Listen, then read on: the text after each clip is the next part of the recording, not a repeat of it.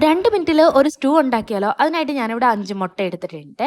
പിന്നെ ഉരുളക്കിഴങ്ങ് ചെറിയ ക്യൂബ്സ് ആക്കി കട്ട് ചെയ്ത് മാറ്റി വയ്ക്കുക. അതേപോലെ തന്നെ ക്യാരറ്റ് വേണം, സവാള വേണം. പിന്നെ ഇതിനകത്തേക്ക് ഞാൻ കുറച്ച് ബീൻസ് വേറെ കൂടി എടുത്തിട്ടുണ്ട്. നിങ്ങൾക്ക് ഏതൊക്കെ വെജിറ്റബിൾസ് ആണ് ഇഷ്ടമുള്ളത് ക്യാപ്സിക്കം ഒക്കെ വേണമെങ്കിൽ ആഡ് ചെയ്യുക. നമുക്ക് തേങ്ങാപ്പാലിന് ആവശ്യമായിട്ടുള്ള തേങ്ങ കൂടി ചിരകി വെച്ചിട്ടുണ്ട്. തേങ്ങ ആദ്യമേ തന്നെ ഞാൻ മിക്സിയുടെ ജാറിലിട്ട് ചെറിയ ചൂടുവെള്ളം കൂടെ ചേർത്ത് നന്നായിട്ട് അരച്ചെടുക്കുന്നുണ്ട്. ചെറിയ ചൂടുവെള്ളം ഒഴിക്കുകയാണെന്നുണ്ടെങ്കിൽ നമുക്ക് തേങ്ങാപ്പാൽ പിഴിഞ്ഞെടുക്കാനായിട്ട് വളരെ എളുപ്പമായിരിക്കും. അപ്പോൾ അത് അരച്ച് ഞാൻ മാറ്റി വെച്ചിട്ടുണ്ട്. ഇനി ഒരു ചട്ടി ചൂടാവാനായിട്ട് വെക്കുക. അതിനകത്തേക്ക് ഞാനിവിടെ നെയ്യും ബട്ടറും കൂടി മിക്സ് ചെയ്തിട്ടാണ് ചേർക്കുന്നത്. നിങ്ങൾക്ക് ഏതാണോ ഓയിൽ പ്രിഫറൻസ് അത് ചേർക്കാൻ പറ്റും.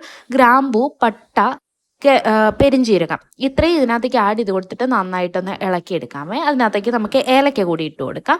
ഇനി നേരത്തെ കട്ട് ചെയ്ത് വെച്ചേക്കുന്ന വെജിറ്റബിൾസ് എല്ലാം കൂടി നമുക്ക് ഇതിനകത്തേക്ക് ഇട്ട് കൊടുത്ത് നന്നായിട്ട് ഇളക്കിയെടുക്കാമേ. ഈ സമയത്ത് തീ ലോ ഫ്ലെയിമിൽ വെക്കാനായിട്ട് പ്രത്യേകം ശ്രദ്ധിക്കുക. ഇതെല്ലാം ഒന്ന് വെന്ത് വരാൻ വേണ്ടിയിട്ടാണ് നമ്മൾ ഇട്ട് വഴറ്റുന്നത്. കുറച്ച് നേരം നന്നായിട്ട് വഴണ്ട ഏകദേശം ഒരു ഹാഫ് കുക്ക് ആയി കഴിയുമ്പോഴത്തേനും നമ്മൾ നേരത്തെ പിഴിഞ്ഞ് വെച്ചില്ലേ തേങ്ങാപ്പാലിൻ്റെ 2ാം പാല് ചേർത്ത് കൊടുക്കുക. 2ാം പാല് കിടന്ന് നന്നായിട്ട് വെന്ത് വന്നതിന് ശേഷം വേണം നമുക്ക് ഇതിനകത്തേക്ക് ബാക്കി ഇൻഗ്രീഡിയൻസ് ഒക്കെ ചേർക്കാൻ വേണ്ടിയിട്ട്. ഇതിനി നന്നായിട്ടൊന്ന് വെന്ത് വരുമ്പോഴത്തേക്കിനും നമുക്ക് ഒരു സ്മാഷർ വെച്ച് ഇത് ചെറുതായിട്ടൊന്ന് ഉടച്ചും കൂടെ കൊടുക്കാമേ.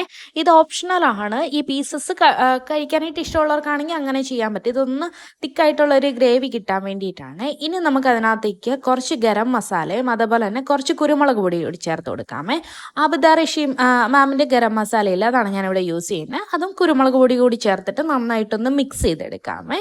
ഇനി നമുക്ക് നേരത്തെ തയ്യാറാക്കി വെച്ചേക്കുന്ന 1ാം പാൽ കൂടി ചേർത്ത് കൊടുക്കാം. ഇത് 2ാം പാല് കിടന്ന് ഏകദേശം വെജിറ്റബിൾസ് ഒക്കെ നന്നായിട്ട് വെന്തിട്ടുണ്ട്. അതുകൊണ്ട് 1ാം പാല് ചേർത്തതിന് ശേഷം ഒരുപാട് നേരം ഇട്ട് നമുക്ക് വേവിക്കേണ്ട ആവശ്യം വരുന്നില്ല.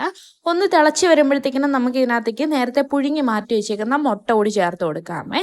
എന്നിട്ട് നമുക്കിത് ഓഫ് ചെയ്ത് നല്ല പാലപ്പത്തിൻ്റെ കൂട്ടത്തിൽ സെർവ് ചെയ്ത് കഴിക്കാവുന്നതാണ്. ഇപ്പം എല്ലാവരും ഒന്ന് ട്രൈ ചെയ്ത് നോക്കുക കേട്ടോ. സിമ്പിൾ റെസിപ്പിയാണ്. വീട്ടിലുള്ള ഇൻഗ്രീഡിയൻസ് വെച്ച് തന്നെ നമുക്ക് ചെയ്യാൻ പറ്റുന്നതാണ്. അപ്പം അത്രയേ ഉള്ളൂ. നമ്മുടെ ഈ ഒരു വീഡിയോ ഇഷ്ടപ്പെട്ടെങ്കിൽ ലൈക്ക് ചെയ്യുക, ഷെയർ ചെയ്യുക, സബ്സ്ക്രൈബ് ചെയ്യുക. താങ്ക്